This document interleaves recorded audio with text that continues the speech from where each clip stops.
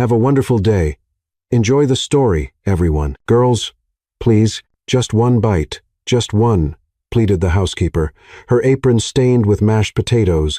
The 4-year-old twins sat at the breakfast table like two little ice sculptures, with their arms crossed and eyes half closed. Sophie and Ava looked ready for a full-on toddler rebellion. That's when the kitchen door opened, and in came Lila Bennett, 28 years old, worn-out jeans, messy bun, and a pair of glitter sneakers that definitely didn't match the Harrison mansion.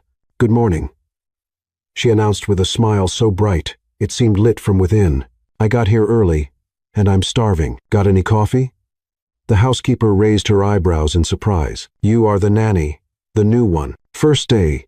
Lila, nice to meet you," she said enthusiastically, extending her hand. Only the housekeeper shook it. The twins remained frozen in place like two wary gargoyles. "They haven't eaten anything since yesterday," the housekeeper whispered. "Mr. Harrison is going to lose it if he finds out they skipped another meal." Lila put her hands on her hips, surveying the scene. "All right, leave it to me." Without asking, she opened the fridge like she owned the place and started pulling out eggs, milk, flour, and a tub of expired whipped cream, which she discreetly put back. Within minutes, the kitchen was filled with the smell of pancakes and music. Yes, Lila had set her phone on the counter and was cooking to the sound of the Beatles' twist and shout, and what she did next, no one would ever forget. "Showtime," she shouted, flipping a pancake into the air and breaking into a dance. But not just any dance. She took huge, exaggerated steps, spun like she was on a Broadway stage, and suddenly tucked a frying pan on each hip like they were castanets. The twins glanced at each other. Then a sound not heard in the mansion for ages broke out. Giggles. "Do it again. Do it again." Ava clapped her hands. "The pancake's dancing," Sophie chimed in. Lila winked. "I'll only dance if you eat. That's the deal." The girls exchanged another look. The battle was officially over. They picked up their forks and took the first bite. The housekeeper nearly cried. Upstairs, James Harrison was reviewing documents in his minimalist office, dark suit, rectangular glasses, perfectly groomed hair. The coldest man in the Northern Hemisphere, the muffled sounds of music and laughter drifting up from the kitchen made his eyebrow arch. Ever since his wife had passed away, the twins had become withdrawn, stubborn, and utterly resistant to any nanny. 7 had been dismissed in less than 3 months. "Sven," he pressed the intercom button. "Mrs. Carter, why is there music in the kitchen?" Still trembling with emotion from the pancake miracle, the housekeeper replied, "Excited. Sir, the girls are eating. The new nanny. She danced with a frying pan." Silence on the line. "She did what?" "Dancing pancakes, sir. And they ate." James frowned. He grabbed his jacket and headed downstairs. When James walked into the kitchen, he expected chaos. Instead, he found something far more unsettling. 2 happy little girls with honey-smeared faces and a woman twirling a pancake on her finger like a basketball. "What's going on here?" he asked, his voice firm and cool. Lila stopped spinning the pancake but didn't seem fazed. "Good morning to you too, boss man. Want a dancing pancake?" The twins burst out laughing. James did not. "You're the new nanny. Flesh, bone, and glitter," she replied, pointing at her sneakers. He studied her for a long moment. He'd expected a reserved, proper professional who wore a uniform and addressed the children as Miss, not someone who played the Beatles and put on impromptu pancake shows. "I require discipline, responsibility, and silence," he said. "Great. I require coffee, respect for pancakes, and that no one dies of boredom before lunch." She shot back with a cheeky smile. The twins choked with laughter. James had neither the time for arguments nor the patience for defiance. He turned on his heel and climbed the stairs, but before he disappeared, he cast one last glance at his daughters. They were smiling, and that, he had to admit, was new. Later, while clearing the table, Lila found a drawing Sophie had left behind, a stick-figure sketch of herself, Ava, and Lila holding hands. Above it, in crooked letters, was written, "Magic Nanny." Lila held the paper gently and murmured, "You're going to keep me on my toes, little enchanted twins."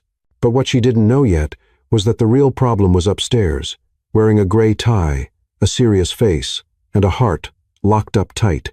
And he had no idea that the nanny was about to turn his whole world upside down. On Lila's second morning at the Harrison mansion, the kitchen was already unrecognizable.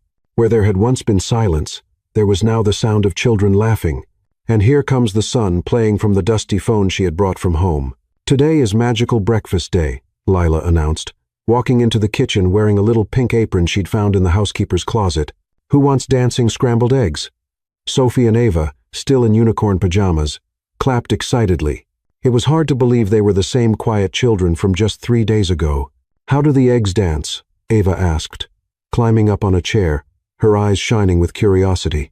"Oh, that's a top secret," Lila whispered with a playful look, "but I'll tell just you two. We add a little love seasoning, stir to the rhythm of the music, and there you go.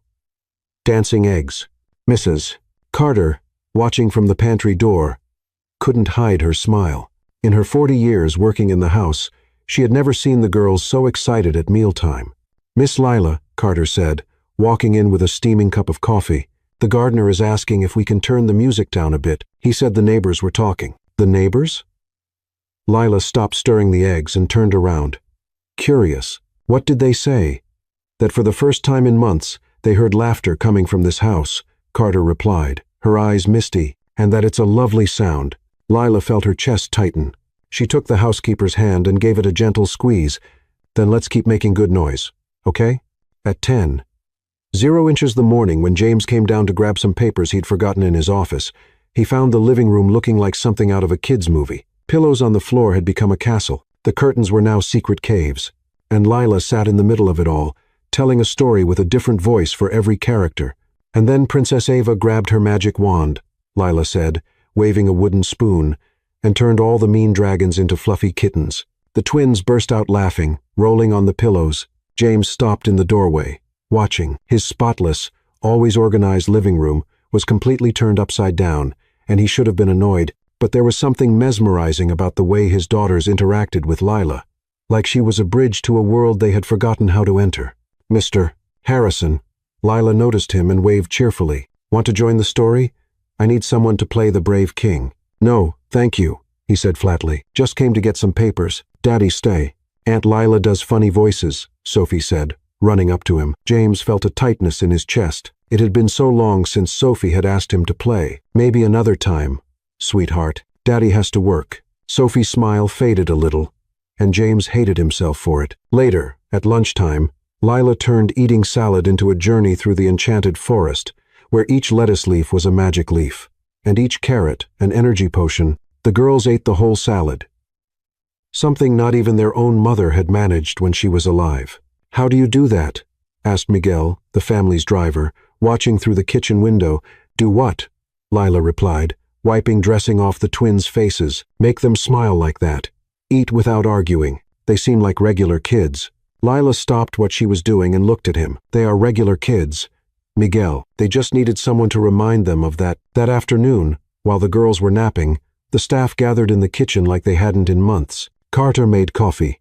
Miguel brought cookies his wife had baked, and even Elena, the shiest housekeeper in the house, joined the group. "She's different," Elena murmured, stirring sugar into her coffee. "She makes the house feel alive." "The girls have changed in just 2 days," Miguel agreed. "Yesterday, Sophie showed me a drawing she made. First time she's drawn anything since. Well, since the accident." Carter nodded solemnly. "Mr. Harrison's changed, too. He's more present. He came downstairs 3 times today just to get papers. He's never done that before." "Do you think he likes her?"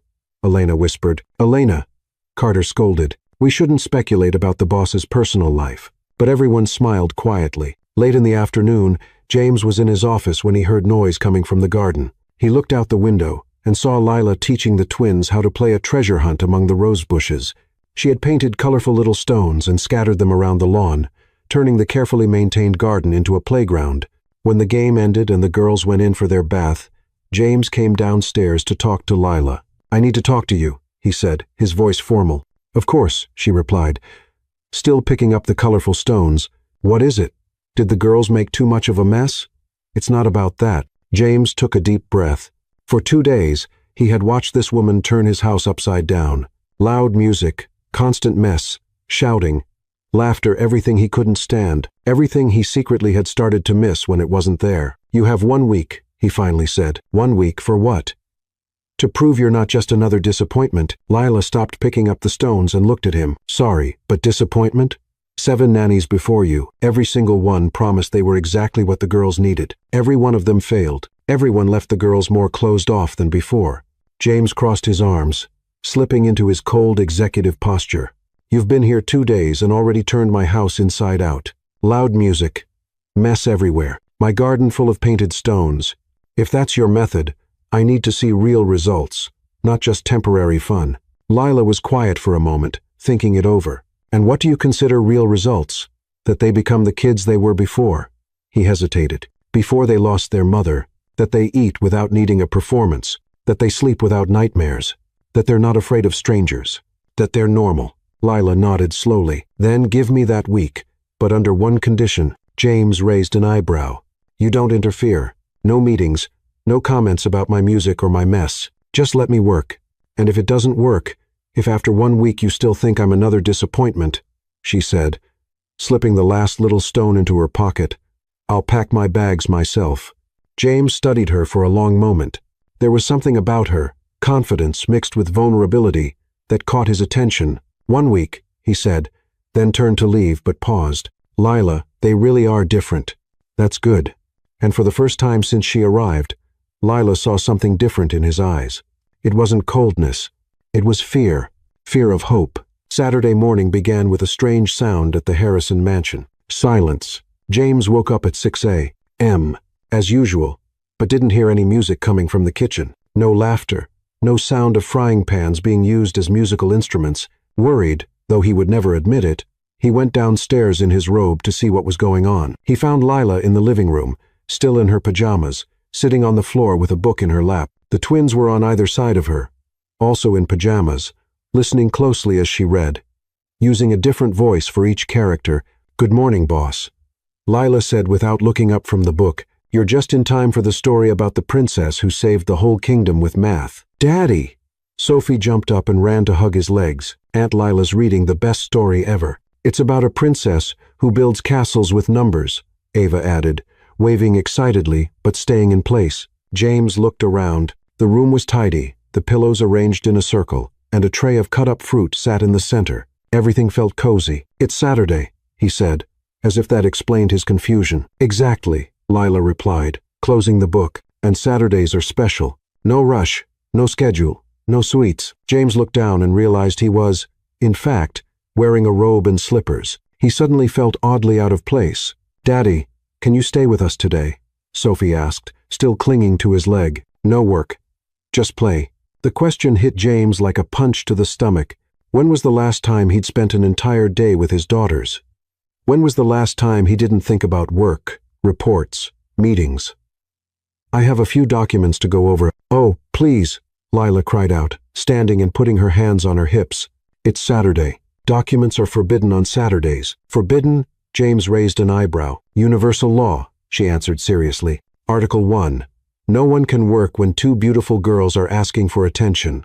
Article 2. Pajamas are the required uniform. Article 3. Fun is top priority. The twins giggled. I don't wear pajamas during the day, James said, clearly uncomfortable. Great. Lila clapped her hands. Then today is your debut. Sophie, Ava, launch Operation Daddy in Pajamas. Before James could protest, the 2 girls grabbed his hands and started pulling him up the stairs. Girls, I really don't think. Please, Daddy, Ava begged. Aunt Lila said today is a special family day. James stopped halfway up the stairs. Family. The word echoed in his mind in a way it hadn't in a long time. Half an hour later, James came down wearing gray sweatpants and a plain t-shirt, clothes he had found in the back of his closet and probably hadn't worn in years. He felt ridiculous and strangely comfortable. Look at you, Lila exclaimed when she saw him. Now you really look like a dad. I've always been a real dad, he replied, a little defensive. Of course you have, she said more softly, but now you look like a dad who has time. The words completely disarmed him. So Lila continued, clapping her hands. What do the 3 of you want to do on Pajama Saturday? Build something, Ava shouted. Draw, Sophia shouted. Have coffee, James muttered, still trying to adjust to the situation. Lila laughed. Perfect. We'll do all of it. First coffee. Then each of you does what you enjoy most. And in the end, everyone shows what they made. How about that? And so James found himself sitting on the floor of the playroom, something he hadn't done since the girls were babies. Ava was surrounded by Lego pieces, building something she insisted on calling her battle robot against sadness. Sophie had colored pencils scattered all around, drawing with the focus of a professional artist. "What are you building, Ava?" James asked, genuinely curious. "It's a robot that detects when people are sad and tickles them until they laugh," she explained, attaching a red piece. "Look, these are the tickle arms, and this is the sadness detector antenna." James was amazed at his daughter's complex creation. When had she become so creative? "And you, Sophie? What are you drawing?" "It's a surprise," she replied, covering the paper with her hands. "But I can make a special drawing just for you, Daddy." "You can? What would you like me to draw?" James thought for a moment. When was the last time anyone had asked him what he wanted? "Draw what makes you happy." Sophie smiled and picked up a fresh sheet of paper. She began drawing with quick, sure strokes, her tongue sticking out in concentration. Meanwhile, Leela sat down beside James. "How are you feeling?" she asked quietly. "Strange," he admitted. "I can't remember the last time I was this unscheduled. It's scary, isn't it? Not having something to control." James looked at her, surprised by her insight. "How do you know?" "Because you keep touching your wrist like you're checking a watch, even though you're not wearing one." James glanced down and realized he was fidgeting with his bare wrist. "It'll pass," Lila said. "That feeling that you should be doing something productive. Playing with your daughters is the most productive thing you can do." At that moment, Sophie got up from the table. "All done," she announced, handing James the drawing. James took the paper, and his world stopped. The drawing showed 3 stick figures in front of a big house. A short one with curly hair, Sophie. Another short one with a ponytail, Ava. And a taller one with long hair and a huge smile, Lila. They were holding hands, and underneath, in crooked letters, it said, "My happy family." James swallowed hard. Where was he in his own daughter's drawing? "Sophie," he said, his voice a little hoarse. "Where's Daddy?" "Oh." She grabbed a brown crayon. "I forgot. Daddy's always working, so I couldn't draw him." The words hit James like a slap in the face. "But I can draw you now," Sophie added cheerfully, completely unaware of the impact of her words. "How should I draw you? In a suit or in pajamas?" James sat silently for a long moment, staring at the picture. 3 happy people. His daughter had drawn her family, and he wasn't in it. "In pajamas," he said finally. "Draw me in pajamas." Sophie smiled and began drawing a 4th figure next to the others. When she finished, she held it up. A tall man in sweatpants holding hands with the other 3 figures. "There," she said, pleased. "Now our family is complete." James took the drawing and studied it again. 4 people holding hands. 4 happy people. He looked up and met Lila's gaze. She said nothing, but James saw understanding in her eyes and something more. Something that made him feel that maybe, just maybe, he had been missing far more than work on this pajama Saturday. "Can I keep this drawing?" he asked Sophie.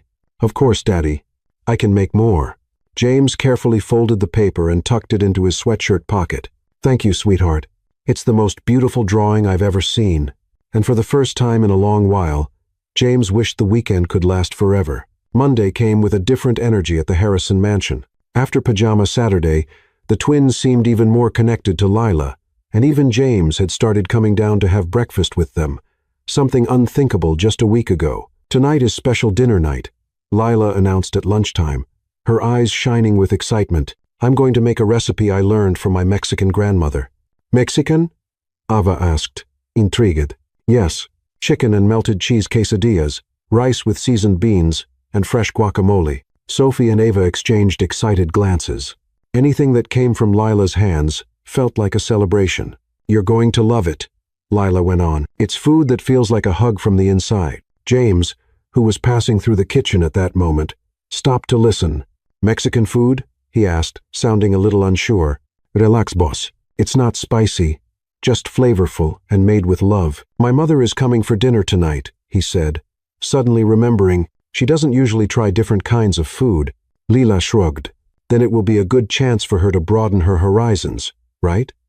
James felt a knot in his stomach. His mother, Eleanor Harrison, was a 72-year-old woman, very traditional, with strong opinions about how things should be done. Since his wife's death, she had been coming over once a week for dinner to make sure the girls were being raised properly. "Maybe it's better to make something a little more traditional," he suggested. "Daddy, We want Aunt Lila's food, Sophie protested. Yeah, she promised, Ava added. Lila crossed her arms and looked straight at James. You said I had a week to show results. Let me do things my way. James sighed. He knew he was in trouble. At exactly 6:00 the evening, Eleanor Harrison arrived, tall, elegant, with gray hair in a flawless bun and a navy blue suit that probably cost more than Lila's monthly salary. James, dear, she said, kissing her son's cheek, how are my granddaughters?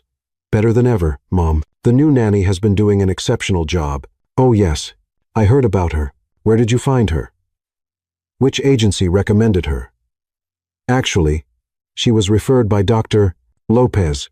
She has a more modern approach. Eleanor raised an eyebrow, but said nothing. When they entered the dining room, the table was set with colorful plates, floral paper napkins, and a wonderful aroma coming from the kitchen. Grandma, the twins shouted in unison, running to hug her. My sweet girls, Eleanor said, hugging them with genuine warmth. How are you?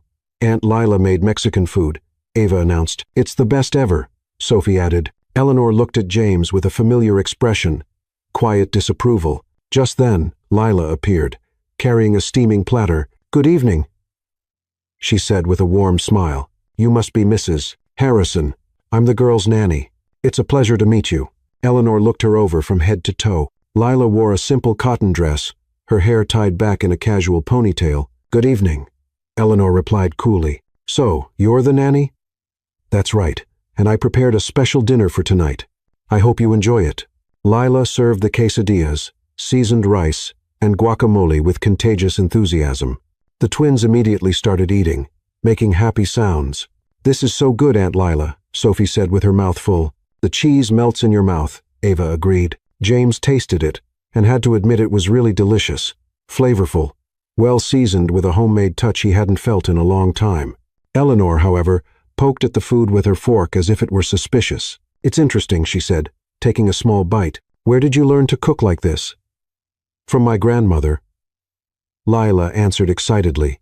She came from Mexico when she was young and taught me all the secrets of Mexican cooking. She always said food made with love has a special taste. I see. And what is your academic background? Lila stopped eating, sensing the interrogative tone. I graduated high school and took some courses in child development. Some courses, Eleanor repeated with thinly veiled disdain. So, no formal education then. The atmosphere grew tense. James noticed the change and tried to step in. Mom, Lila has been doing an exceptional job with the girls. James, dear, I know you want the best for them, Eleanor continued, ignoring him. But they need someone with proper education, someone who can teach good manners, etiquette, prepare appropriate meals. The girls are eating better than ever, Lila said, trying to stay calm. Mexican food isn't appropriate for well-raised children, Eleanor snapped. They need to learn to appreciate fine cuisine. Not this. Lila felt her cheeks burn but took a deep breath. With all due respect, Mrs. Harrison, the girls had eating issues when I arrived. Now they eat with joy and are open to trying new flavors. Eating issues? Eleanor turned to James. Why wasn't I informed? Mom, it wasn't anything serious. They barely touched their food. Eleanor raised her voice. And you trust someone with no formal education to fix that with exotic food? It's not exotic. It's homemade, Lila said, struggling to keep her patience. Young lady, you clearly don't understand the needs of a family of high standing. These children need structure, discipline, proper education, not games and street food. The silence in the room was deafening. The twins had stopped eating and were looking at the adults. Confused, Lila's eyes stung, but she refused to cry in front of that woman. Mrs. Harrison, she said, her voice trembling but steady, I may not have a college degree, but I know how to care for children, and I know how to make them smile. Smiling isn't enough, Eleanor countered. They need real education, not someone spoiling them with. That's enough. James's voice cut through the air like a blade. He stood up, eyes burning with anger. Mom, stop right now. James, I'm only trying to— You're humiliating the woman who brought my daughters back to life, he said with a firmness that surprised even himself. The woman who did what 7 qualified nannies couldn't. Eleanor's mouth fell open. Lila may not have a diploma on the wall, but she has something far more valuable. She genuinely cares. And the girls adore her. James, I'm not finished, he interrupted. Over the past few days, I've seen my daughters laugh, play, eat happily, I've seen them run to hug me when I get home. I've seen them draw pictures of our happy family. And it's all thanks to Lila." He turned to his mother. "I study. So, with all due respect, Mom, I'm the one in charge here. And I say Lila stays." Eleanor looked at her son like she didn't recognize him. "James Harrison, you're making a mistake. The only mistake I made was letting others decide what was best for my daughters for far too long." Lila stood still, trying to process what had just happened. James had defended her publicly against his own mother. "Aunt Lila," Sophie whispered, tugging at her sleeve, "you're not leaving, right?" Lila looked down at the little girl, then at James, who was watching her with an intensity she didn't know how to read. "No, sweetheart," she finally said, "I'm not leaving." Eleanor stood, grabbed her purse, and looked at her son one last time. "When this house of cards falls apart, don't come running to me for advice." And she walked out, leaving behind a heavy silence. James sat back down, his hands trembling slightly. "I'm sorry about that," he said to Lila. "Thank you," she replied simply. And in that moment, something shifted between them, something neither of them was quite ready to face. 3 days after that tense dinner with Eleanor, the Harrison mansion had returned to its cheerful routine. James seemed more at ease after the confrontation with his mother, and the twins continued to blossom under Lila's care. It was a sunny Wednesday morning when Sophie tugged at Lila's sleeve in the kitchen. "Aunt Lila, do you want to see our secret place?" she whispered, glancing around like she was about to reveal hidden treasure. "Secret place?" Lila knelt down to her level. "What kind of secret place?" "It's where we keep our special things," Ava said, appearing out of nowhere, her eyes sparkling with mystery. "We've never shown anyone, not even your dad?" Lila asked. Both girls shook their heads seriously. "It's just ours," Sophie declared. "But you can see it because you're special." Lila's heart melted. Being called special by those 2 little girls was one of the most precious gifts she had ever received. "Then show me this magical place." The twins led her out into the garden, past the carefully tended rose bushes and the marble fountain. They walked to a more hidden area, where a large tree cast a cool, shady spot. "Here it is," Ava announced, pointing to the base of the tree. Sophie knelt down and began digging with her small hands in the soft earth between the roots. Within seconds, she pulled out a blue metal box about the size of a cookie tin. "Our treasure box," she said, holding it as if it were made of gold. Lila sat down on the grass next to the girls, touched and curious to be included in something so personal. "Can I see what's inside?" The twins exchanged a solemn look and nodded. Sophie opened the lid of the little box, revealing its carefully arranged contents. Lila felt her breath catch. Inside were photographs of a beautiful woman with blonde hair and a radiant smile. Some were professional photos. Others were casual snapshots. The woman playing with the twins when they were younger, hugging James at a social event, laughing during a picnic. "This is our mommy," Ava said, holding one of the photos with reverence. "She was the most beautiful in the world. And the coolest too," Sophie added, pulling a crumpled letter from the box. "Look, this is the letter I wrote to her last week." Lila carefully unfolded the paper. In the crooked handwriting of a child, Sophie had written, "Dear Mommy, today Aunt Lila made pancakes. You would like her. She's funny like you were. I hope you come back soon to meet her. Love, Sophie." Lila's chest tightened. "And this one's my letter," Ava said, holding up another paper. "I told Mommy about my new robot. She always liked my robots." Lila read Ava's letter, which ended with, "Daddy's happier now. I think it's because Aunt Lila makes him smile, too. When you come back, you two will be friends." There was more in the box. Colorful drawings addressed to Mommy, tiny dried flowers the girls had collected, and even a recent photo of them with Lila kept alongside their memories of their mother. "We come here every week," Sophie explained, "to tell Mommy about our days. And we leave the letters here for when she comes back," Ava added. "Then she can read everything all at once." Lila felt her eyes fill with tears. These 2 little girls were living with the hope that their mother would one day return, as if she had only traveled somewhere far away. "Girls," she said gently, choosing her words with care, "you know that Mommy can't come back, right?" "Yes, she can," Sophie protested immediately. "She's just in heaven visiting the angels. One day, she'll finish her visit and come home. Daddy said she's watching over us from up there," Ava said, "but we know she wants to come back to take care of us up close."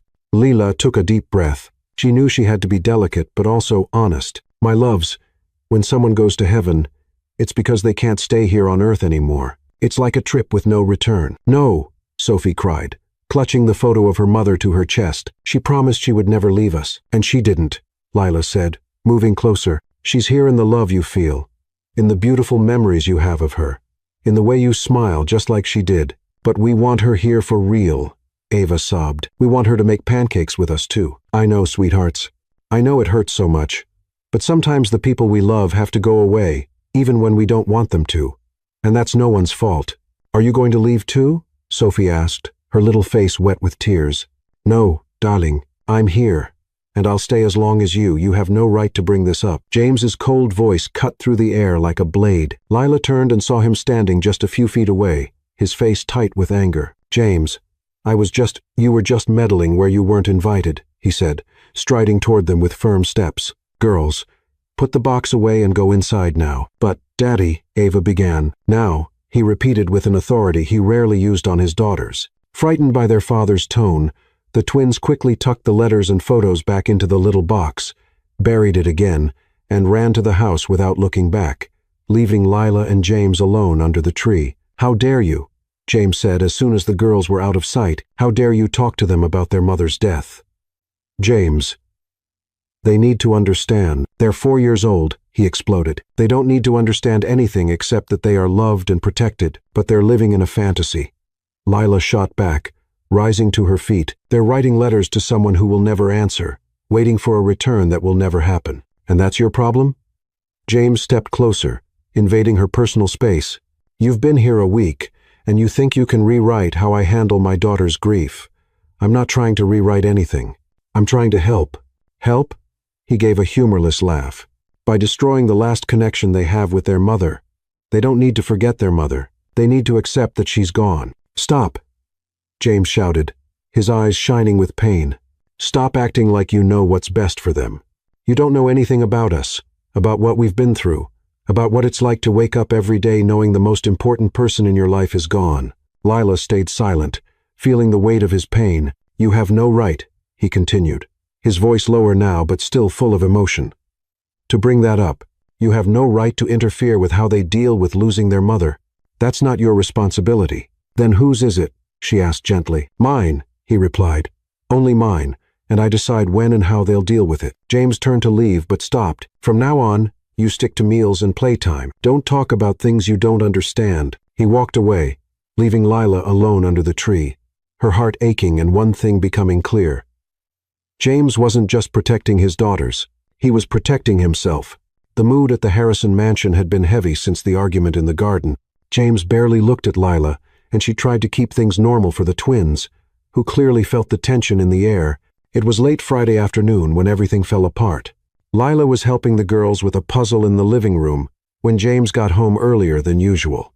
His firm footsteps echoed down the hallway, and when he appeared in the doorway, his face was tense. Girls, go play in your room, he said, not even glancing at Lila. But Daddy, we haven't finished the puzzle, Sophie protested. Now, he repeated in a tone that left no room for argument. The twins obeyed, but not before giving confused looks back and forth between their dad and the nanny. Once they were gone, James closed the door. We need to talk, he said. If this is about yesterday, it's about boundaries. James cut her off. I spoke to Dr. Lopez today. He told me a few things about non-traditional childcare methods. Lila frowned. What exactly did he say?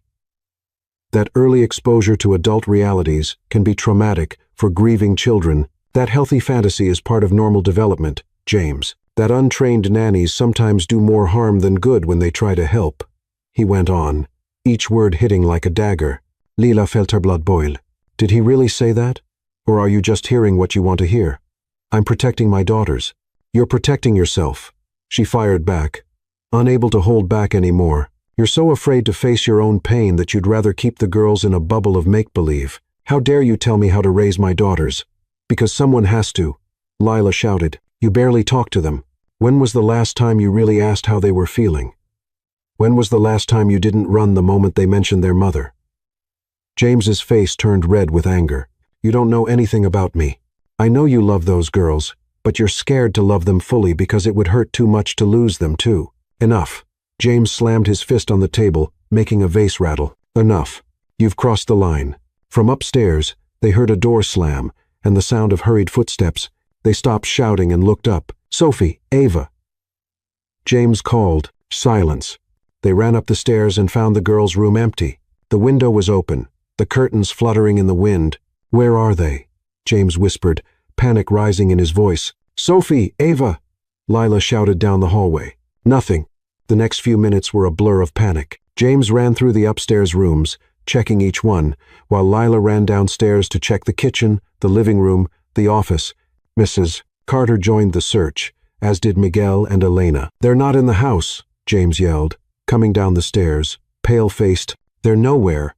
"I'll check the garden," Miguel said, running out the door. "I'll look in the garage," Elena offered. "What if they left the property?" James whispered, his voice breaking. "What if someone took them?" Lila stopped and closed her eyes, trying to think like a 4-year-old. Where would two scared little girls go? Someplace safe? Someplace small and cozy where they could be together? "The kennel," she suddenly shouted. "What?" "The dog kennel at the back of the garden." Lila ran like she never had before, James right behind her. The kennel was in a remote corner of the property, surrounded by trees. The mansion's former owner had raised golden retrievers there, but it had been empty for years. When they got there, Lila heard the saddest sound in the world, quiet sobbing coming from inside the little wooden doghouse. "Sophie, Ava," she called softly, kneeling by the opening. Two little heads peeked out from the back of the playhouse, their faces streaked with tears. "Aunt Lila," Sophie whispered. "We're right here, sweethearts," Lila said, holding out her arms. "You can come out. Everything's okay. Daddy's mad at you because of us. Ava sobet, kraling out. It's our fault you fought. We don't want you to leave," Sophie cried, throwing herself into Lila's arms. James stood still, watching his daughters take comfort in Lila, feeling his heart break. "It's not your fault," Lila said, hugging them both. "It's never your fault when adults argue. Grown-ups sometimes say things they shouldn't when they're upset. But what if Daddy sends you away?" Ava asked. "What if we're alone again?" Sophie added. Lila looked at James over the girls' heads. He hadn't moved, but she could see the tears in his eyes. "You know what we're going to do," she said softly. "I'm going to sing the song my grandma used to sing to me when I was sad. It always worked." Lila pulled the girls closer and began to sing gently. The melody was sweet and a little sad, a Mexican lullaby about unconditional love and protection. Even though they didn't understand the words, the twins started to calm down, snuggling close to Lila. James watched, mesmerized. He had never seen his daughters settle down so quickly after crying. Lila's voice had something magical, something that touched not only the children but him, too. By the time the song ended, the girls were calm, breathing softly. "Shall we go home?" Lila asked gently. "Are you coming with us?" Sophie whispered. "Of course I am." James followed them back to the house in silence. He helped Lila bathe the girls, put their pajamas on, brush their little teeth. Through it all, he watched how Lila interacted with his daughters with endless patience, genuine affection, and a natural understanding of what they needed. After the girls had fallen asleep, James stood in the hallway for a long time, just looking at their bedroom door. It was nearly 11 at night when he knocked on Lila's door. "Come in," she said, surprised to see him.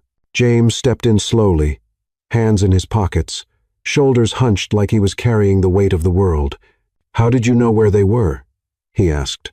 "Instinct. I tried to think like a scared little girl. They've never hidden from me before. They've never run from me when I got upset." Lila didn't respond. She just waited. James sat down in the armchair by the window, his face in his hands. "You were right today," he said, his voice muffled. "About everything, James, I don't know how to be a father anymore," he admitted, lifting his red eyes to her. "Since Emma died, I don't know how to be what they need. I'm afraid of doing it wrong, so I do nothing. I'm afraid to face their pain because I can barely handle my own." Lila felt her heart tighten, and today, when I saw you calm them down with just a simple psalm, I realized you did in 5 minutes what I haven't been able to do in 5 months. You're their father, James. You're what they need the most, but I don't know how to be that. I don't know how to be anything anymore except a broken man who lost the woman he loved. The silence between them was heavy with pain and raw honesty. "I don't know how to be a father anymore," he repeated, looking at her. "Will you teach me?"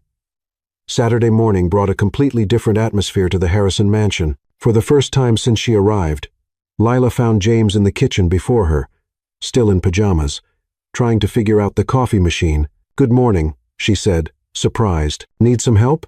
"Please," he replied with a sheepish smile. Every time I try to make coffee, it turns out like muddy water. Lila laughed and stepped closer, showing him the right amount of grounds and water. Their fingers brushed briefly as she helped him position the carafe, and both felt a small spark. "Daddy!"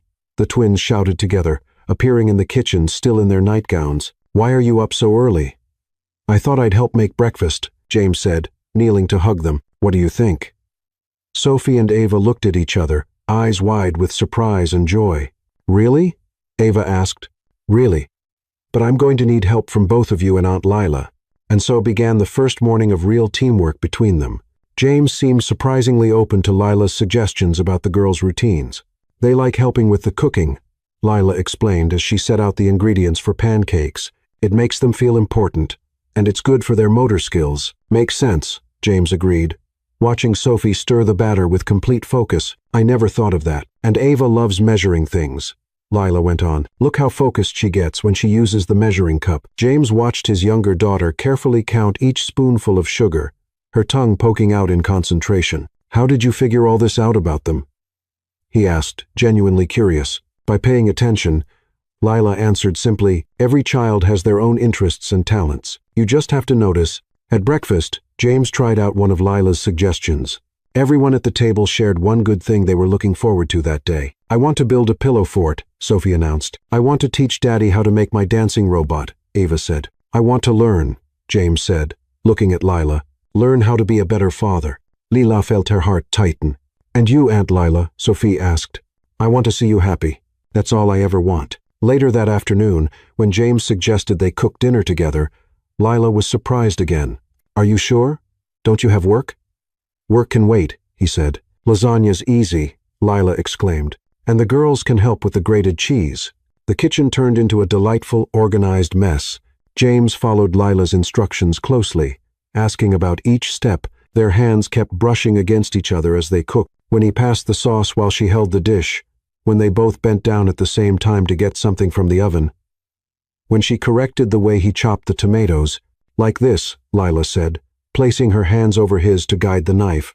Firm but gentle movements. James stopped breathing for a second. Her hands were warm and soft, and the sweet scent she wore was making his head spin. "Like this?" he asked, his voice a little rough. "Perfect," she whispered, only then realizing how close they were. Across the kitchen, Sophie nudged Ava and whispered in her ear. The two exchanged conspiratorial glances. "Aunt Lila," Sophie called innocently, "do you think Daddy's handsome?" Lila nearly dropped the bowl of sauce. "Sophie," James scolded, his face turning red. "It's just a question," Sophie protested. "Miguel said when grown-ups cook together and keep looking at each other, it's because Sophie Elizabeth Harrison," James interrupted, mortified. Ava giggled. "Miguel said it's because they like each other." "Girls," Lila said quickly, trying to change the subject, "why don't you set the table?" Later, after the girls went to take their baths, James and Lila finished making dinner in a comfortable but charged silence. "Sorry about the girls," James said as he sliced cheese. "They've been very observant lately." "They're smart kids," Lila replied, avoiding his gaze. "They notice everything." "Yeah, they do." James set down the knife and turned to her. "Lila, I wanted to tell you, you're different from anyone who's ever worked here." She stopped stirring the sauce. "Different? How?" "You don't treat this like just a job. You really care about them. And apparently, about me, too." Lila felt something stir in her chest, something dangerous yet wonderful. "James, I'm not trying to make you uncomfortable," he said quickly. "It's just, you've brought life back into this house, to the girls, to me." Lila took a deep breath. She had to steer the conversation before her feelings got out of control. "You've been a wonderful father today," she said, focusing on the sauce. "The girls are glowing only because you showed me how. You just needed to remember how to connect with them. And you taught me that, too," James said, stepping closer. The moment was broken by giggles coming from the kitchen doorway. They turned and saw two little heads peeking in. "Are you spying on us?"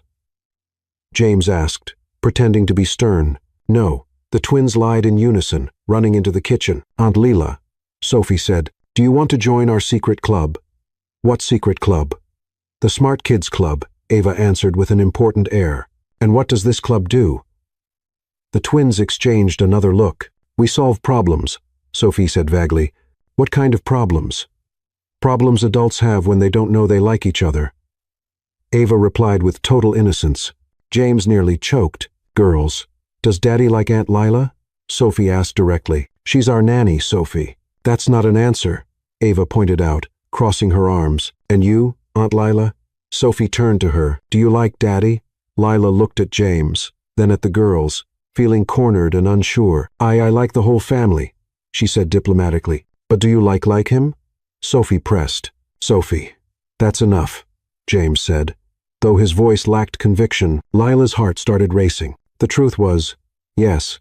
She had started to feel something for James that went far beyond anything professional. The way he had opened up, how he was trying to be a better father. How he looked at her when he thought she wasn't paying attention, but it was risky. She was the nanny. He was the boss. The girls were vulnerable and had already lost their mother. What if things went wrong? I need to check the lasagna, she said, escaping the question in James's intense gaze. But as she opened the oven, Lila knew something between them had shifted irreversibly, and from the quiet giggles behind her, she could also tell that two very observant little girls had their own plans for the future of the family. The problem was, Lila wasn't sure if she was ready to be part of those plans. Monday arrived gray and rainy, with big drops tapping against the windows of the Harrison mansion. Lila expected a calm day indoors, maybe doing crafts with the girls or watching movies. But Sophie and Ava had other ideas. Aunt Lila, Sophie shouted, running to the living room window. Look at all that rain. It's the perfect day. Ava clapped her hands. Perfect for what, sweethearts?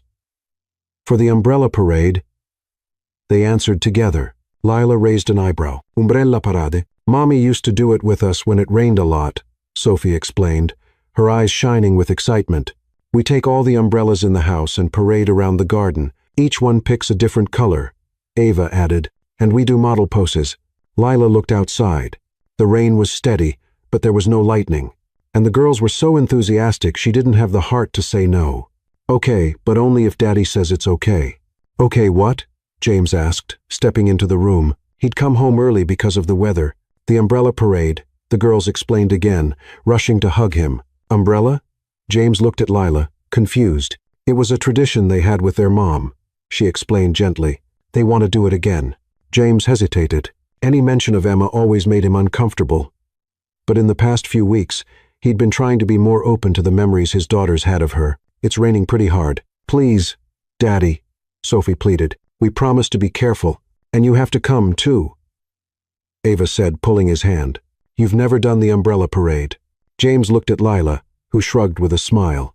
If you're okay with getting a little wet. Half an hour later, all four of them were standing at the front door in raincoats and boots. The girls had picked colorful umbrellas from the front closet. Sophie had a pink one with unicorns, and Ava chose a blue one covered in stars. What now? James asked, holding a plain black umbrella. Now you learn how to parade, Sophie said, opening her umbrella with dramatic flair. You have to walk like you're famous. Like this, Ava demonstrated, strutting down the hallway with exaggerated steps and model poses. Lila laughed, grabbing a red umbrella. I think I get it. It's like a fashion show in the rain, right? Exactly, the girls shouted. When they stepped into the garden, the rain greeted them with a cool, refreshing shower. The girls squealed with joy and immediately started their parade, walking along the stone path as if it were a runway in Paris. Look at me.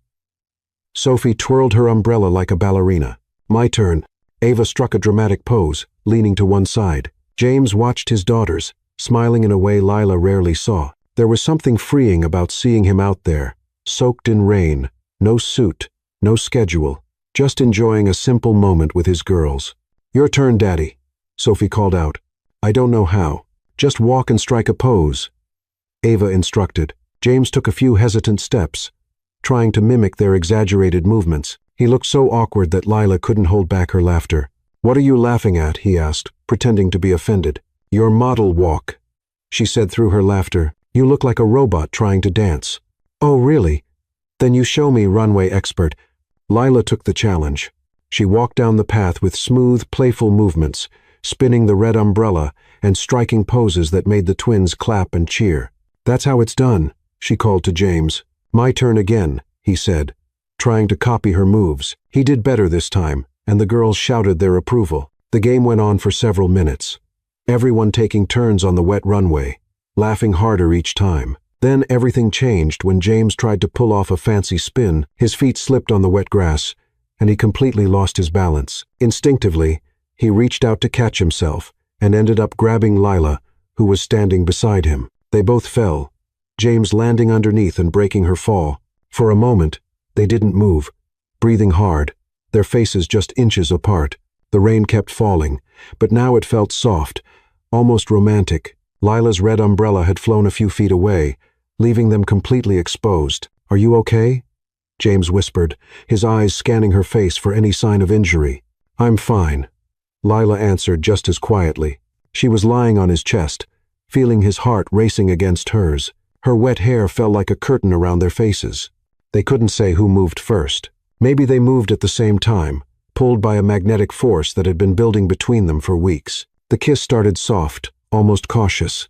Cold lips from the rain meeting, bringing sudden warmth. James cupped her face with one hand, deepening the kiss with a passion that surprised them both. For a few magical seconds, nothing else existed. No boss and nanny, no complications, no fear.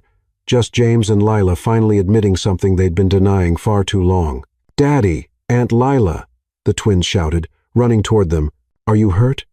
Reality hit like a slap. James pulled away so fast he nearly shoved Lila. He jumped to his feet, his expression shutting down instantly. "We're fine, girls," he said, his voice oddly cold. "We just slipped." Lila got up more slowly, still trying to process what had happened. His taste was still on her lips, but his expression had already changed completely. "Let's go inside," James said without looking at her. "You'll catch a cold."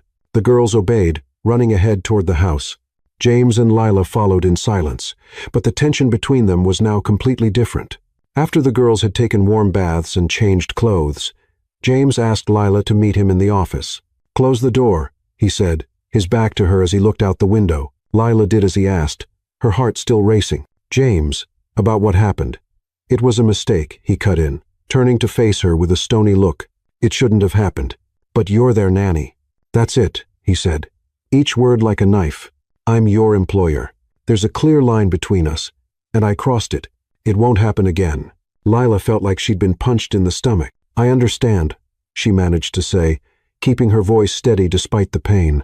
"From now on, we keep things professional. You take care of the girls, and I'll keep my distance. Simple as that. If that's what you want, it's what has to be." James turned back to the window, clearly ending the conversation. Lila walked out of the office on shaky legs, her heart in pieces, unaware that the moment she closed the door, James leaned his forehead against the cold glass, fighting the urge to run after her and apologize for being a coward. But he didn't run, and that would be the decision he'd regret the most. The 3 days that followed the kiss were the hardest Lila had faced since arriving at the Harrison mansion. James stuck to his word completely. He kept his distance, spoke only when necessary, and treated her with a polite coldness that hurt more than yelling ever could. The twins noticed the change right away. "Why doesn't Daddy eat dinner with us anymore?" Sophie asked on Wednesday, poking at the pasta Lila had made. "He said he has a lot of work," Lila answered, forcing a smile. "But he always had a lot of work," Ava pointed out. "He used to eat with us anyway." Lila didn't know what to say. How could she explain to 2 5-year-olds that their dad kissed the nanny and regretted it? "Did you and Daddy fight again?" Sophie pressed. "You don't talk to each other like you used to." "We didn't fight, sweetheart. Sometimes grown-ups just get busy." But the girls weren't fooled. They noticed the tension, the avoided eye contact, the way James left a room whenever Lila entered. On Thursday night, after putting the twins to bed, Lila made a decision she had been avoiding for days. She knocked on James's office door. "Come in," he said without looking up from his papers. "I need to talk to you. If it's about the girls' schedule, go ahead. It's about my resignation." James stopped writing, but still didn't look at her. "Your resignation? I'm leaving on Friday. I've already packed my things." At last, he raised his eyes, and for a brief moment, Lila saw something like panic flash through them. "The girls? The girls will be fine. You could hire another nanny, someone more suitable." "Lila, I've made up my mind." "James, I can't stay here any longer." She expected him to protest, to ask why, maybe even to beg her to reconsider. Instead, he simply nodded. "I understand. I'll arrange your payment." His indifference cut like a knife. Lila felt her eyes burn, but she held her ground. "There's one thing I'd like to ask." "What is it?" "That I can visit the girls sometimes, when you're not at home. They've grown attached to me. And I've grown attached to them, too. James was silent for a long moment. Visit whenever you like, he finally said. They'll miss you. Not we'll miss you. Not I'll miss you. Just they'll. Thank you, Lila murmured, leaving before the tears could fall. Friday morning came with a heavy mood in the house. Lila tried to keep things normal, making breakfast for the twins as always. But they sensed something was wrong. Why are you sad, Aunt Lila? Ava asked, climbing into her lap. I'm not sad, sweetheart. Just a little tired. Are you going away again today? Sophie wanted to know. Lila's heart tightened. It was time to tell them the truth. Girls, come sit with me. I need to talk to you. The two of them sat next to her on the living room couch, their faces serious and attentive. You know Aunt Lila loves you very much, right? We know, they answered in unison. And you know that sometimes people have to leave, even when they don't want to. The smile vanished from Sophie's face. You're leaving? I am, darling. But that doesn't mean I don't love you. No, Ava cried, throwing herself into her arms. You can't go. You're part of our family. Please don't go, Sophie sobbed. Did we do something wrong? Lila hugged them both, fighting back her own tears. You didn't do anything wrong. You're the most wonderful children in the world. It's just that sometimes grown-ups have to make difficult decisions. Is it because of Daddy? Sophie asked with wisdom beyond her 4 years. Is it because you kissed in the garden? Lila was speechless. They had seen. We saw through the window, Ava explained. And then Daddy got weird. Is it his fault you're leaving? It's nobody's fault, my love. Sometimes things just don't work out. The twins spent the entire day trying to convince Lila to stay. They made drawings for her, promised to behave even better, even offered their favorite toys as a bribe. What if we talk to Daddy? Sophie suggested. We can convince him to say sorry. No, sweetheart. The decision's already made. But we don't want you to go, Ava insisted, her eyes red from crying. James only appeared at lunchtime, greeted his daughters coolly, and didn't look at Lila at all. The girls ran to him. Daddy, you can't let Aunt Lila leave, Sophie pleaded. Please tell her to stay, Ava begged. James glanced briefly at Lila, who was standing in the kitchen doorway. Aunt Lila made a decision. We have to respect it. But Daddy, that's enough, girls. Let's have lunch. Lila saw the confusion and hurt on the twins' little faces, and her heart shattered even more. Late in the afternoon, while the girls napped, Lila prepared 2 letters. She wrote one for each twin, trying to explain in a way they could understand that her leaving had nothing to do with them. For Sophie, she wrote about what an amazing artist she was, and how she should keep drawing magical worlds. For Ava, she spoke about her special gift for building things, and how she would be a famous inventor one day. In both letters, she promised she would always love them, and would visit whenever she could. She left the letters on the girls' pillows and picked up her suitcase. James wasn't home when she left. He had probably planned it that way. Lila took one last look at the mansion that had been her home for a few precious weeks, and walked away with a broken heart. 2 hours later, the twins woke up from their nap and found the letters. After Mrs. Carter read them aloud, they finally understood that Lila was truly gone. The sound of the girls crying echoed through the whole house. James was in his office when he heard the sobs. He ran upstairs and found the 2 of them in their room, hugging each other and crying like their world had just ended. What happened? He asked, kneeling down in front of them. Aunt Lila's gone, Sophie sobbed, holding out the crumpled letter. For good. Why did you let her go? Ava asked, looking at her father with a mix of sadness and anger he had never seen before. Why didn't you ask her to stay? James took the letters and read them. Every word Lila had written was filled with real love for the girls, and he realized just how much he had lost. Why are you letting her go? Sophie asked again, hitting her little fists against his chest. Don't you love her too? And for the first time, James admitted to himself the truth he'd been trying to ignore. Yes, he did love Lila, and he had let fear ruin the best thing that had happened to him since Emma passed away.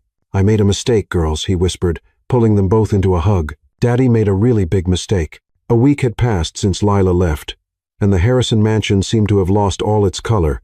The twins ate without interest, played quietly, and kept asking when Aunt Lila was coming back to visit. James had hired a temporary nanny, Mrs. Thompson, a serious and efficient woman who cared for the girls with perfect professionalism. She never burned the pancakes, never left a mess, and never sang during bath time. She was flawless on paper, and the girls hated her. She doesn't do funny voices when she reads stories, Sophie complained during Monday's breakfast.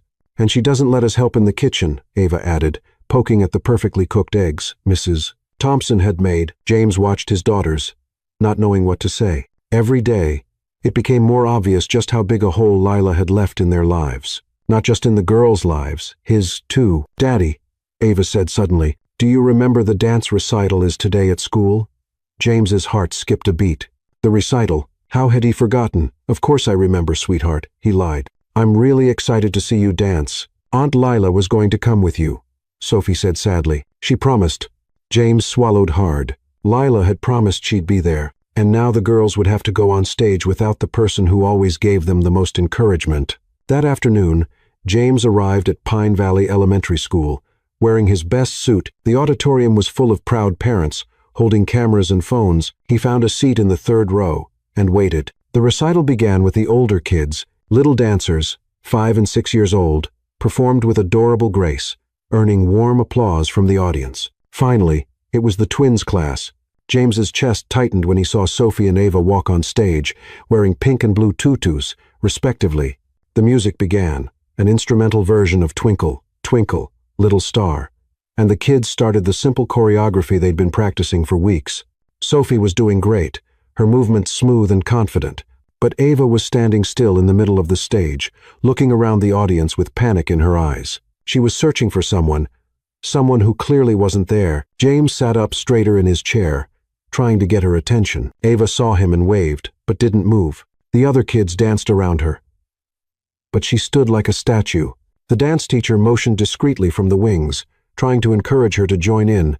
The music kept playing, but Ava was clearly overwhelmed. James couldn't take it anymore. He stood and walked over to the side of the stage where he could speak softly to his daughter. "Ava, sweetheart, you can do this," he whispered. "Daddy's right here. You can dance." Ava looked at him with tears in her eyes. "I want Aunt Lila," she said, loud enough for several people in the audience to hear. James's heart broke. He looked at his daughter, then at Sophie, who had stopped dancing and was watching her sister with concern. "Aunt Lila can't come today, honey. But Daddy's here." "I want Aunt Lila," Ava said again, now crying openly. She promised. The music kept playing. The other kids danced awkwardly, and the whole scene was becoming uncomfortable for everyone. James made a desperate decision. He pulled out his phone and dialed the number he knew by heart. "Hello." Lila's voice came through on the other end. "Lila, it's me. I know I don't have the right to call, but I need you. Ava is on stage at school, and she panicked. She's asking for you." There was a pause. "Where?" "Pine Valley Elementary Auditorium. Please, I'm 10 minutes away. Hang in there." The call ended. James put the phone away and turned back to Ava. "Aunt Lila is coming, sweetheart. Just hang in there a little longer." Ava stopped crying, but she still didn't move. The teacher decided to pause the music and announce a short break while the other kids stepped off stage. James walked onto the stage and picked Ava up, carrying her backstage where Sophie was waiting. "She's really coming, Daddy?" Sophie asked. "She is." And she did. 8 minutes later, James saw a familiar figure hurrying into the auditorium. Lila was wearing a simple dress, her hair loose as if she had rushed out of the house. Her eyes scanned the stage right away. James waved to her from the wings, and when Ava spotted her, her face lit up completely. "Aunt Lila," she shouted, running onto the stage. Lila quickly climbed the side steps and knelt down to catch Ava in her arms. "I'm here, sweetheart," she whispered. "Sorry I was late. I couldn't dance without you," Ava sobbed. "But now I'm here, and you're going to shine out there, okay?" Lila looked at Sophie, who had also rushed over for a hug. "You two look beautiful," she said, adjusting their tutus. "Ready to show everyone how well you can dance?" The twins nodded eagerly. The teacher came over, clearly relieved. "Can we start again?" "Yes," Lila replied. "They're ready now." Lila stepped off the stage and found a seat in the front row. The music started again, and this time both Sophie and Ava danced perfectly. Their movements were graceful and confident, and they smiled brightly at Lila the whole time. When the music ended, the audience burst into applause. The twins took their bows and waved straight at Lila, who was standing and clapping with tears in her eyes. After the recital, as families gathered in the school courtyard, James walked over to Lila. She was crouched down, talking to the twins. When he arrived, "Girls," he said, "go grab your jackets. I need to talk to Aunt Lila for a moment." The girls obeyed, but not before giving Lila one more round of hugs.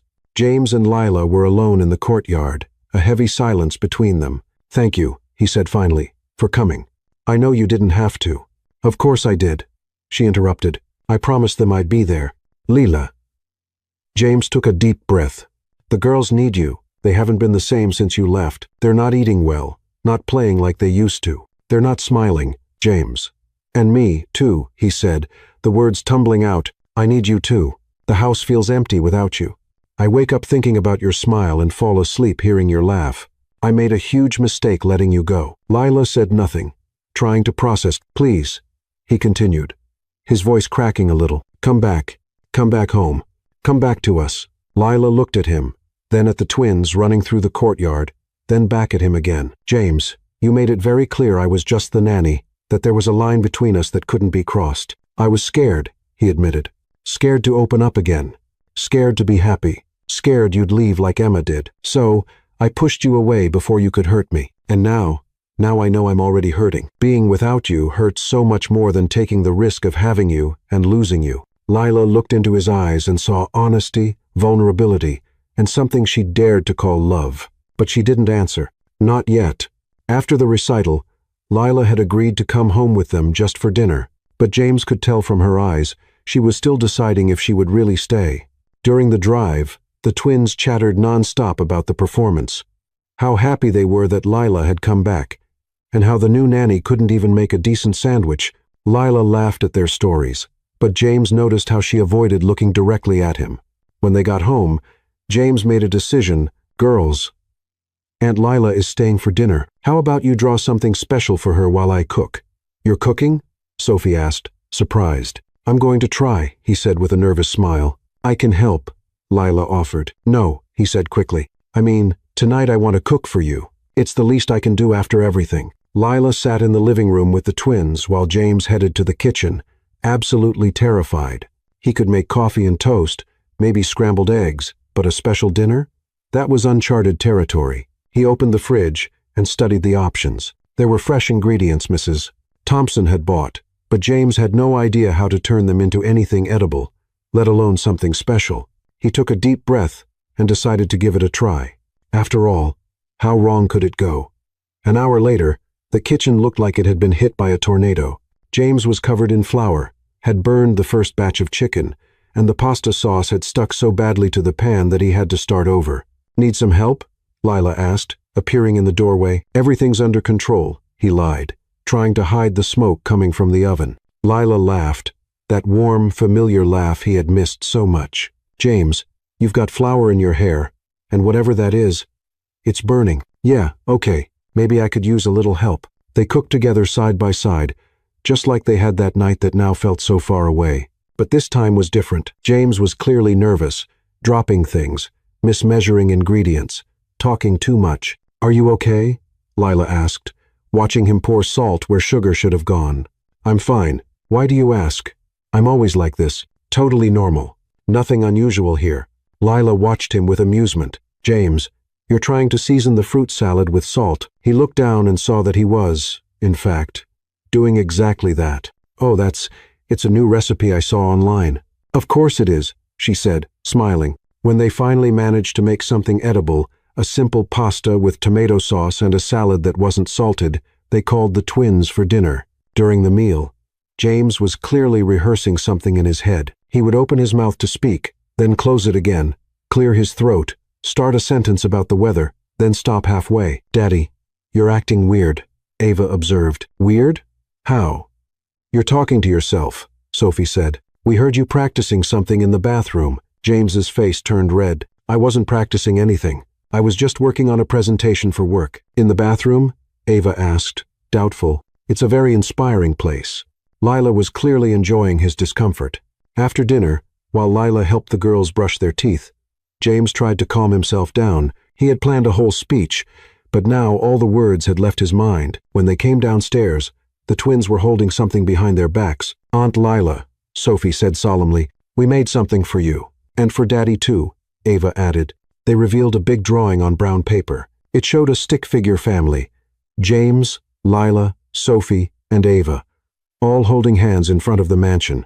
Underneath, written in colorful, slightly crooked letters, were the words, Our family forever. It's beautiful, Lila exclaimed, genuinely moved. There's also a question, Sophie said, pointing to something written in smaller letters. Lila bent down to read. Will you be our mom, too?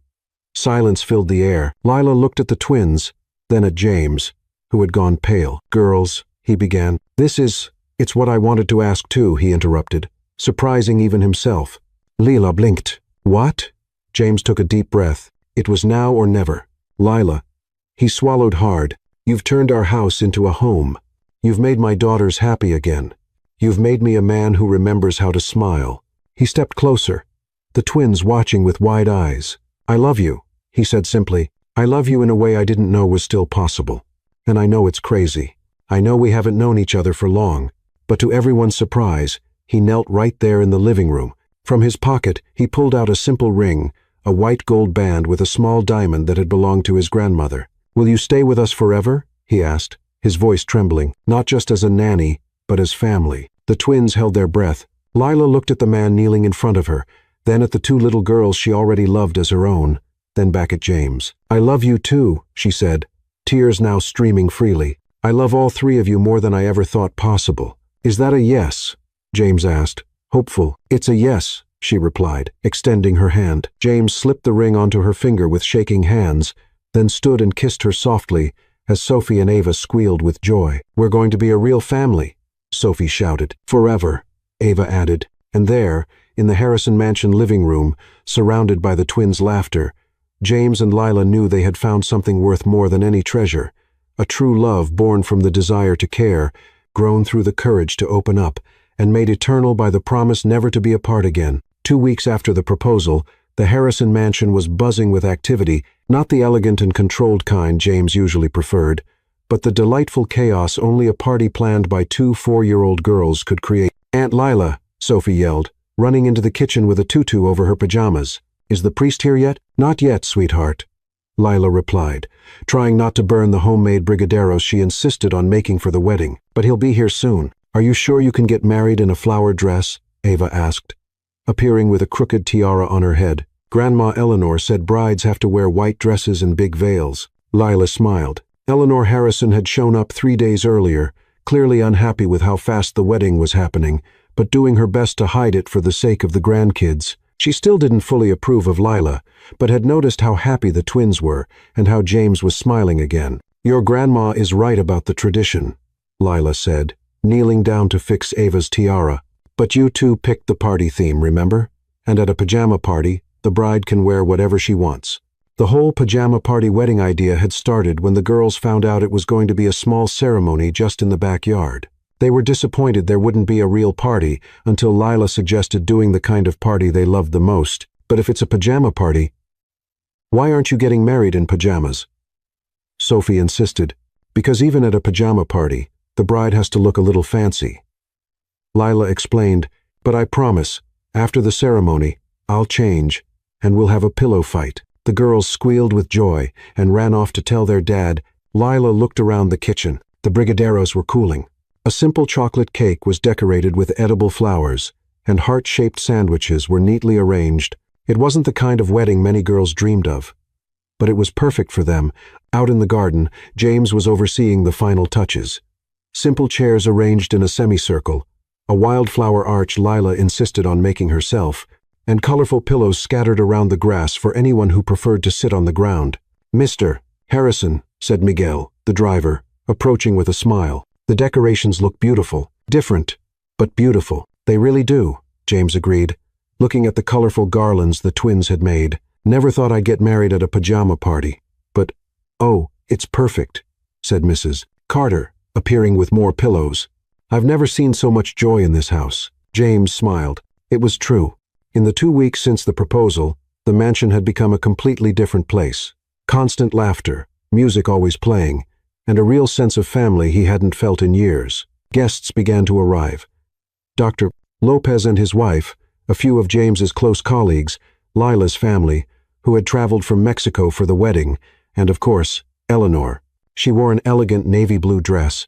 Her only nod to the pajama party theme was a colorful scarf. James, Eleanor said, kissing her son's cheek, I hope you know what you're doing. I know exactly what I'm doing, Mom, he replied with a confidence that surprised her. I'm marrying the woman who brought our family back to life. Eleanor looked around, taking in the unusual decorations.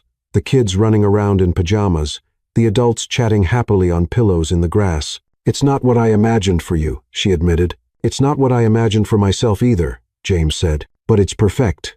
When the priest arrived, a young, laid-back man who had gladly agreed to the informal ceremony, everyone gathered in the garden. The twins, as official flower girls, walked down the petal-covered path, tossing even more petals everywhere, and waving to the guests like little celebrities. Then the music started. It wasn't the traditional wedding march, but the Mexican lullaby Lila always sang to calm the girls. Duermet. Mi alma played gently on a guitar. The melody was soft and full of love, echoing through the garden, and then Lila appeared. She was wearing a simple floral cotton dress with yellow and blue flowers that matched the garden perfectly. Her hair was down with a few natural flowers woven in, and she held a bouquet of daisies she'd picked that morning from the garden. James felt his breath catch. She looked radiant, natural, perfect. Lila walked over to him, smiling, stopping along the way to hug the twins. When she finally reached the small makeshift altar, James took her hands. "You look beautiful," he whispered. "So do you," she replied, laughing as she noticed he had agreed to wear just a light dress shirt and linen pants.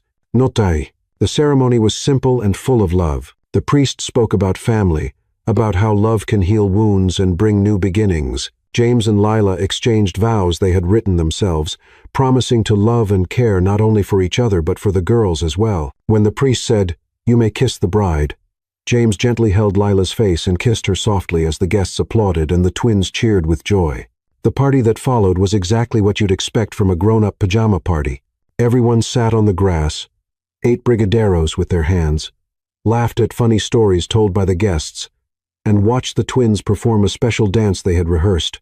As the sun began to set, Lila had changed into pajamas just like the girls and was sitting on the grass having a pillow fight with Sophie while James and Ava built a pillow fort. "Aunt Lila," Ava said suddenly, pausing her pillow stacking and looking around the yard. "Yes, sweetheart? This is the first time everyone in our house is smiling at the same time." Lila followed the girl's gaze. Eleanor was laughing at something Dr. Lopez had said. James was helping Sophie aim a pillow at Miguel. Mrs. Carter was taking pictures with her phone, smiling more than Lila had ever seen her. "You know what, Ava?" Lila said, pulling the girl into a hug. "It won't be the last. Promise. I promise. Starting today, our house will always be full of smiles." James had heard their conversation and walked over, wrapping all three of them in a hug. "Always," he agreed, kissing the top of Lila's head. "Forever." And there, in the Harrison Mansion garden, surrounded by scattered pillows, chocolate treats, and toys everywhere, the family that had come together through love, patience, and many dancing pancakes knew they had found something money could never buy. A real home built not with